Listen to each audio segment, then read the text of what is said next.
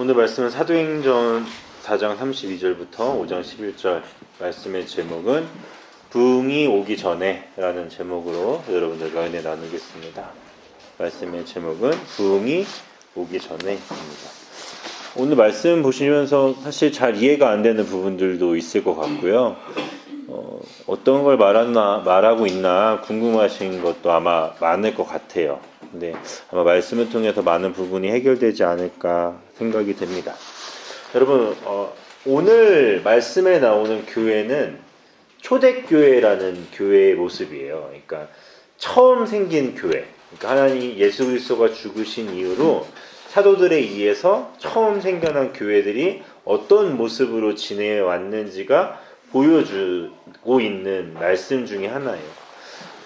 초대교회는 세상 사람들에게 어떤 걸 말해주고 있냐면요, 하나님의 공동체가 세상 사람들과 어떻게 다른지를 지금 보여주고 있는 거예요. 그래서 우리 4장 32절 한번 읽어볼까요? 믿는 사람들의 무리가 다 한 마음과 한 정신으로 자기 것을 자기 것이라고 말하는 사람이 한 사람도 없이 자기가 가지고 있는 모든 것을 서로 나누어 썼습니다 라고 쓰여져 있어요. 초대교회 믿음의 공동체가 세상 가운데 보여준 건 단순히 이런 게 아니에요. 모든 걸 다 나눠 썼더라, 서로가 서로의 재산을 탐내지 않고 다 같이 썼더라를 보여주기 위해서 초대교회를 말하고 있는 게 아니에요. 무슨 말이냐면 초대교회의 이 모습들은 특별히 누군가가 가르친 게 아니에요. 가르친 게 아닌데 예수님 안에서 살다 보니까 이게 자연스럽게 이루어진 거예요. 그러니까 무슨 말이냐면 하나님이 원하신 모습들이 지금 드러나기 시작하는 거예요. 초대교회는 어디를 표방하고 어디를 목적으로 하고 있냐면 하나님 나라를 목적으로 해요. 하나님 나라에서는 자신의 것을 주장할 필요가 없어요. 자신의 것을 주장한다는 건 어떤 의미가 있냐면 이 소유가 내 거라는 의미가 있어요. 여러분들의 핸드폰은 누구 겁니까? 여러분 각자의 것이라고 생각을 하죠. 그렇죠?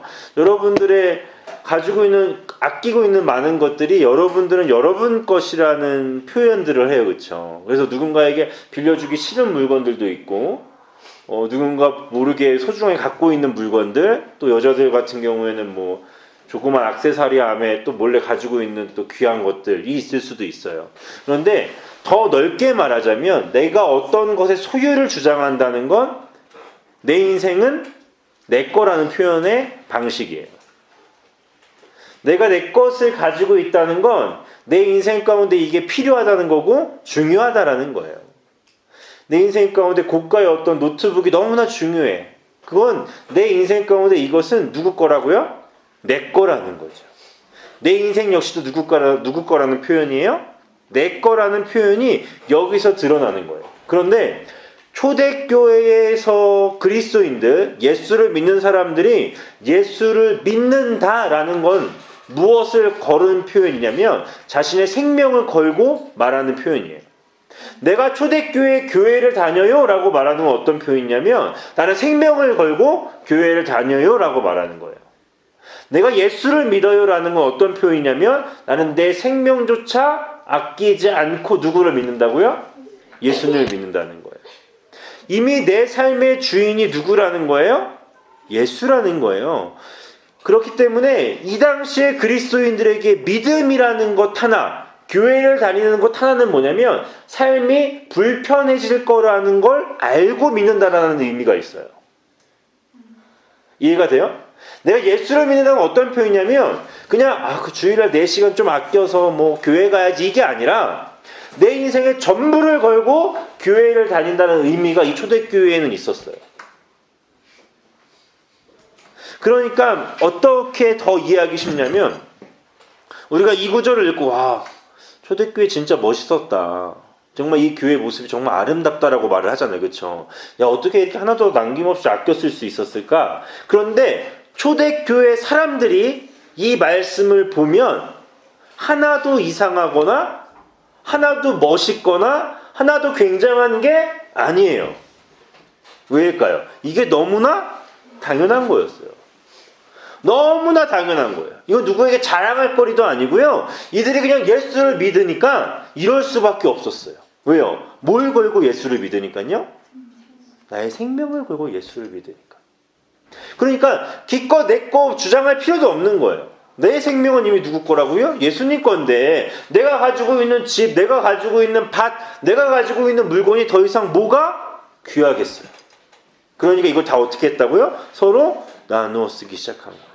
그런데 오늘날 예수를 믿는다는 것, 오늘날 교회를 다닌다는 것, 오늘날 하나님을 믿는다는 것, 우리에게 어떤 의미가 있냐 이거예요. 여러분들이 한 주간 삶을 막 나눠요. 그렇죠? 그런데 여러분들 더 느끼고 싶어하는 건 뭐냐면 하나님께 은혜를 더 받고 싶어하고 하나님과 더 가까워지려고 해요.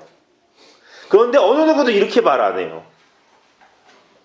이번 주는 내 생명을 주님께 드리길 원합니다. 이번 주는 내 전부를 하나님께 드려보길 원해요. 이번 주는 정말 말씀대로 살아볼게요. 라고 말하지 않는다고요. 왜요? 내 인생이니까.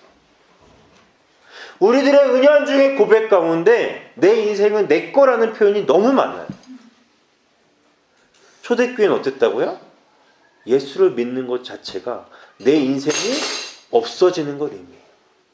예수를 믿는다는 그 단어 한마디가 내 생명도 아깝지 않다라는 표현이라고.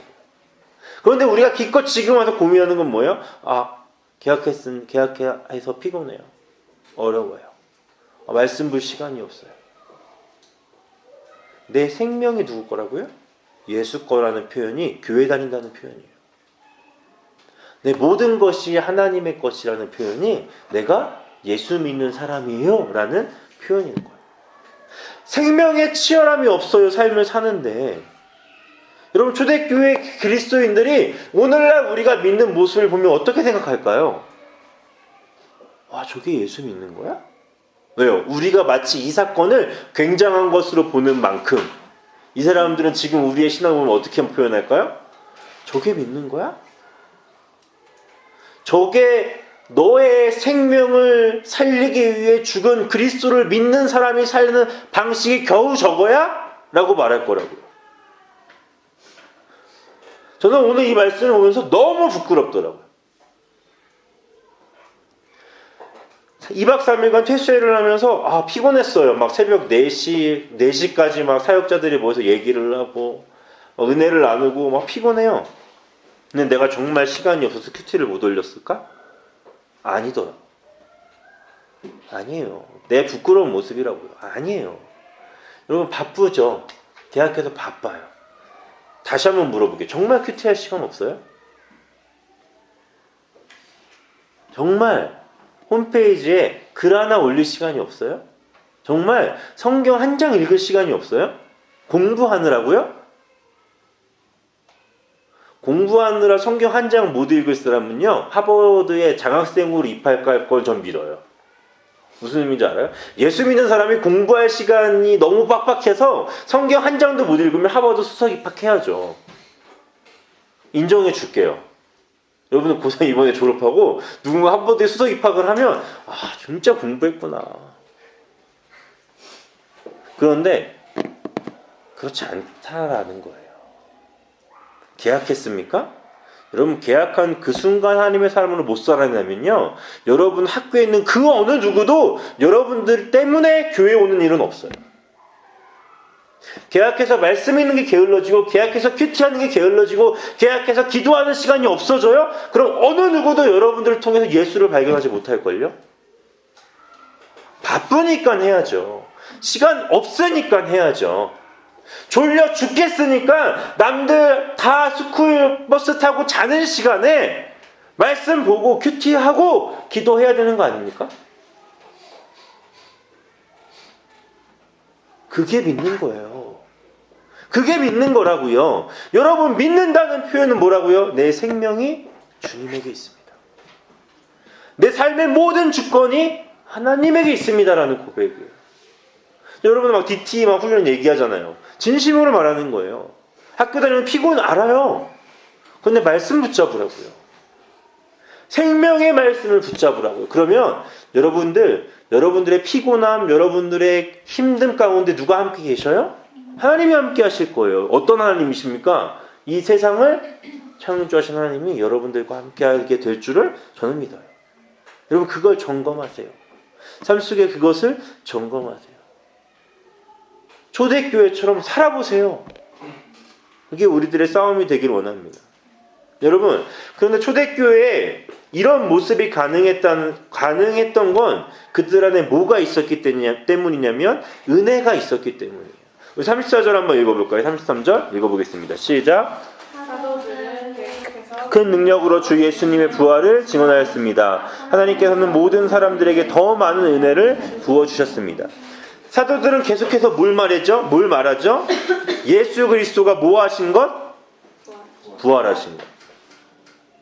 사도들이 이게 더 중요하다는 거예요. 초대교회 안에 뭔가 서로 나누고 아끼고 뭔가 나눠 쓰고 이게 중요한 게 아니라 이 사도들은 뭐에 더 힘썼다고요? 예수 그리스도가 부활하신 것. 여러분, 사도들이 예수 그리스도의 부활을 교회 밖에 나가서 전한다는 건 어떤 의미가 있냐면 나는 지금 죽어도 상관없습니다 라는 의미가 있어요. 왜요? 당시에 예수 그리스도를 믿으라고 전하는 건 어떤 의미냐면 나 감옥 가겠습니다. 나 사자밥에 들어가도 괜찮습니다 라는 의미예요. 이해가 돼요?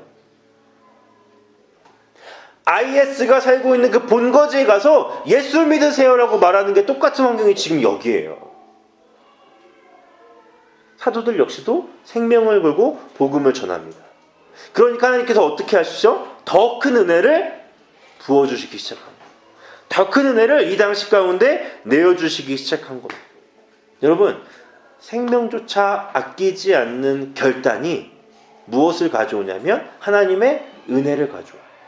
하나님의 은혜는 뭐냐면 여러분이 하나님과 동행하게 되는 거예요. 하나님이 멀게 느껴지는 것이 아니라 지금 내 옆자리에 피곤하여 죽겠고 학교 가는 그 내 옆자리에 주님이 계신 거예요. 그럼 얼마나 힘이 나요. 그렇죠? 내가 기도하기 싫어하는 그 죽겠는 순간에 주님이 내 옆에 있다면 나 얼마나 힘을 내 기도할 수 있겠습니까? 그것이 주님의 은혜예요. 은혜. 그런 은혜 현장 가운데 하나님은 더욱더 은혜를 부어주세요. 이게 바로 뭐냐면 삶이 예배의 축제가 되는 현장이에요. 전 이걸 우리 모두가 경험해봤으면 좋겠어요. 삶을 폐잔병처럼 사는 것이 아니라 하나님과 함께 축제의 자리로 살아갔으면 좋겠어요. 하나님이 꿈꾸는 삶이 바로 이런 꿈인 줄 믿습니다. 그런데 이런 현상 가운데 어떤 일이 일어나기 시작합니까? 자신의 것을 팔아서 사도들의 발 앞에 갖다 놓는 역사들이 일어나요. 뭐예요? 내 소유가 다 누구 거라는 고백이죠? 하나님의 것이라는 고백이에요. 그 중에 누가 나와요? 요셉이라는 사람이 나오는데 그가 뭘로 불렸죠? 바나바라는 사람 이름으로 불렸어요. 격려하는 사람이다 라는 표현이 바나바가 등장해요. 굉장히 짧게 등장하죠. 자신의 소유를 팔아서 사도들의 발 앞에 갖다 놨더라 라고 시작하면서 5장으로 넘어가요. 5장에 누가 등장합니까? 아나니아와 삽비라 사건이 나와요. 하나님의 굉장한 은혜, 축복의 현장, 정말 자신의 모든 것들을 다 나누는 그 순간에 누가 등장해요? 아나니아와 삽비라가 나타나요. 여러분, 제가 성령의 저자였으면요 이 사건을 안 쓸 거예요. 뭐하러 써요? 초대교회가 이랬더라, 너무나 은혜로웠더라 라고 쓰면 되는데 누가 등장해요? 아나니아와 삽비라. 어떤 일을 했죠 이 사람들이? 자신의 것들을 일부분을 팔았어요. 일단 팔았어요. 그리고 그 중에 돈을 좀 숨겼어요. 그리고 나머지를 사도들의 발 앞에 갖다 놨어요. 그렇죠? 이게 뭐 그리 잘못한 거예요? 이게 뭐 그리 잘못한 거예요? 이거 한 번 했다고 어떻게 됩니까? 이 두 부부가 어떻게 돼요? 죽어요. 그냥 두 부부가 죽어요. 여러분, 이들이 짓는 죄를 여러분은 안 졌다고 확신하세요? 저는 했어요. 전 초등학교 때 아빠가 이제 헌금하라고 1,000원을 주시면 500원을 가지고 오락실에 갔어요. 왜냐면 그때 100원이었거든요. 오락 한 판에. 그리고 얼마를 내요, 헌금을? 500원 내는 거예요. 근데 난 살았어요, 죽었어요? 다행이죠. 이 말씀을 보면서 난 살았구나. 여러분, 이 아나니아와 삽비라. 세상적으로 보면 어떠한 문제도 발견할 수 없습니다. 왜요? 이들이 그냥 하는 행동은 선한 행동인 것 같아요. 그렇잖아요. 자신의 거 어쨌든 팔았죠? 그 중에 얼만큼 내가 가졌어요. 팔고 나니까 이게 좀 많이 남았네? 그래서 얼마만큼만 하나님 앞에 드렸어요. 오류는 없어요. 세상적으로 죄인이라고 판단할 만한 것도 없고요. 이들이 죽을 만한 죄도 아니에요, 사실은. 그런데 어떻게 돼요? 죽어요. 이건 무엇을 의미하냐면요. 하나님 앞에서 한 행동은 사람의 평가와는 전혀 상관없이 누구의 평가가 중요하다고요? 하나님의 평가가 중요해요. 여러분, 교회 오면서 혹시 사람의 눈에 신경 쓰지 않으세요? 예배를 드리면서 하나님보다 사람의 시선에 더 마음을 쏟지 않습니까? 그걸 누가 아신다고요? 하나님이 아세요. 하나님. 여러분, 이 구절은 절묘한 대조를 이루어요. 5장 1절 말씀 한번 읽어볼까요? 시작. 아나니아라는 사람과 그의 아내 삽비라도 자기의 땅을 일부분을 팔았습니다. 네, 자기 일부분을 팔았죠. 4장 32절 읽어보세요. 믿는 사람들은 4장 32절. 믿는 사람들은 무리가 다 한 마음과 한 정신으로 자기 것이라고 말하는 사람이 한 사람도 없이 자기가 가지고 있는 모든 것을 서로 어떻게 했어요? 나누었어요. 믿는 사람들은 자기의 것을 자기의 것이라고도 말하지 안 하고 다 나누었어요. 그런데 아나니아 삽비라는 어떻게 했어요? 자신들의 땅 일부분을 팔았어요. 세상에서 보기에 일부분을 판 건 문제가 되지 않아요. 그런데 성경의 관점에서 보면 이들의 일부분을 팔았잖아요. 그렇죠? 이건 무슨 문제가 있냐면 하나님 앞에 완전한 순종으로 나아가지 아니함을 의미해요. 아직도 이건 누구 거라는 의미가 있어요? 내 것이라는 의미가 이들은 가지고 있었어요. 자신들의 살아갈 것들을 남겨놨어요. 아, 이거 다 팔면 어떻게 살아가지? 이거 다 팔면 어떡하지? 그래서 이들은 그것을 팔지 못했습니다. 교회에 올인하지 않았고 하나님께 올인하지 못했어요. 그런데 성경은 그 대조적으로 그 앞에 어떤 사람들을 보여줘요? 모든 것들을 다 판 사람. 하나님께 내 전부를 맡긴 사람을 보여줍니다. 여러분들은 여러분들의 지금의 삶 가운데서 하나님께 전부를 드리고 있습니까? 아니면 여러분들의 일부분을 팔아서 하나님께 드리고 있습니다. 누누이 말해요. 수요예배 오는 거요? 굉장한 것 아니에요. 수요예배 오는 거요? 칭찬받은 일도 아니에요. 왜요? 하나님의 시간을 앞에서 하나님께 내 시간을 드리는 거예요. 오히려 안 오는 게 잘못돼요. 왜요? 하나님의 시간을 하나님의 예배에 쓰지 않고 어디에 쓰고 있는 거예요? 내 시간, 내 것, 내 필요에 쓰는 거예요. 그래서 저는 오늘 여러분들이 울고 은혜 받고 기뻐하는 것을 믿지 않아요. 왜요? 다음 주 되면 알아요. 다음 주 되면 알아요. 저번 주에 실컷 울고 은혜 받고 돌아간 친구들이 여기 안 온 걸 난 알아요. 그것 때문에 마음이 아파요, 사실은. 온 여러분들 때문에 기쁜 것도 있지만 저번 주에 은혜 받고 이번 주에 안 오는 건 어떤 거예요? 내 일부분만 주님께 드린 거예요. 내 삶이 주님 앞에 다 나아가고 있지 않은 거예요. 여러분, 결단하세요. 하나님의 시간을 하나님께 드리는 건 순종이 아니고 헌신도 아니에요. 당연한 거예요. 그렇지 않습니까? 하나님 앞에 나의 모든 것을 드리는 예수님께 되었으면 좋겠어요. 여러분, 하나님 앞에 일부분을 드리냐 나의 전부를 드리냐가 어떤 차이가 있냐면요, 생명이 없어지는 차이가 있어요. 아나니아 삽비라 어떻게 됐습니까? 죽었어요. 하나님께 내 일부분을 드렸다가 죽었어요. 왜요? 하나님은 그 중심을 아셨거든요. 죽음이라는 차이가 있는 거예요. 여러분, 사도들 앞에 발 앞에 갖다 놨습니다. 그리고 얼마를 떼어 숨겨 놓았어요. 그리고 그걸 누구도 알았어요? 아내였던 삽비라도 알았어요. 그렇게 이야기는 진행이 돼요. 여러분, 그들의 한 행동은 사람을 속이는 게 아니라 누굴 속였습니까? 하나님을 속이는 행동이었어요. 성경은 분명히 말합니다. 사도 베드로가 이렇게 말해요. 그 땅을 팔기 전에도 그건 너네 거였고 판 후에도 너네들 마음대로 할 수 있었어. 그런데 그걸 숨기고 이것만을 가져온 것, 그걸 누굴 속이는 거래요? 하나님을 속이는 거예요. 하나님을 속이는 거예요. 여러분, 아나니아와 삽비라가 죽는 게 다릅니까? 같습니까? 이들이 죽게 되잖아요. 그렇죠? 누가 먼저 죽어요? 아나니아가 죽어요. 아나니아가 어떻게 죽습니까? 사도 베드로가 말하죠. 뭐라 그래요? 너가 하나님을 속였어. 너 지금 죽을 거야 하고 죽어요. 그 다음 시간이 지난 뒤에 누가 오죠? 아내였던 삽비라가 옵니다. 삽비라한테 물어봐요. 뭐라고 물어보죠? 너가 이거 판 거 전부냐? 이렇게 물어봐요. 근데 판 거 전부예요. 이렇게 말했다가 너도 남편하고 똑같이 될 거야 라고 말하는데 그냥 죽어요.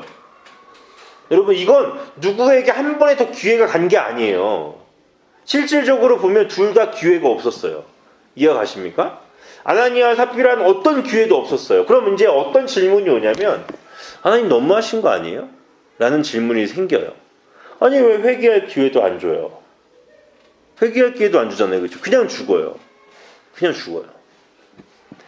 하나님 너무하신 거 아닙니까? 라고 말합니다. 여러분, 사실 근데 착각하시면 안 돼요.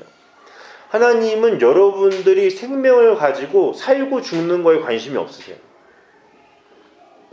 이해가 가세요? 여러분, 하루 더 사는 거 하나님이 그렇게 중요하게 여기시는 분이 아니에요.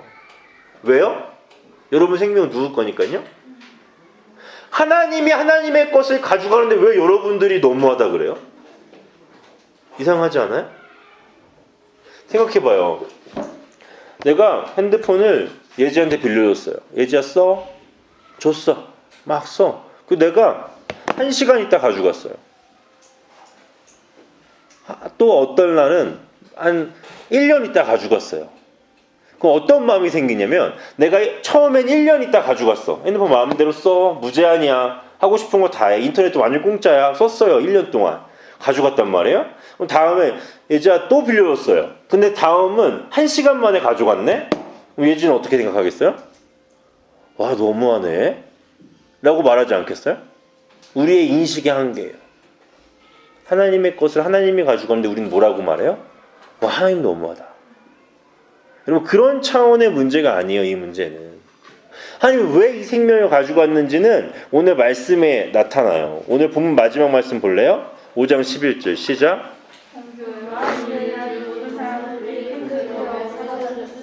온 교회와 모든 사람들이 이 일을 듣고 두려움에 빠졌어요. 이 두려움은 뭐냐면 하나님을 경외함이에요. 그냥 무서워 죽겠어가 아니라, 와, 하나님 이렇게 무서운 분이야, 이게 아니라 어떤 거에 두려움이 생기냐면 하나님 앞에서 은연중에 짓는 죄들에 대한 두려움이 생기는 거예요. 여러분, 이 다음에 어떤 일이 일어나면 내일 말씀을 보세요. 초대교회가 부흥하기 시작해요. 오늘 말씀의 제목이 뭐라고요? 부흥이 오기 전에.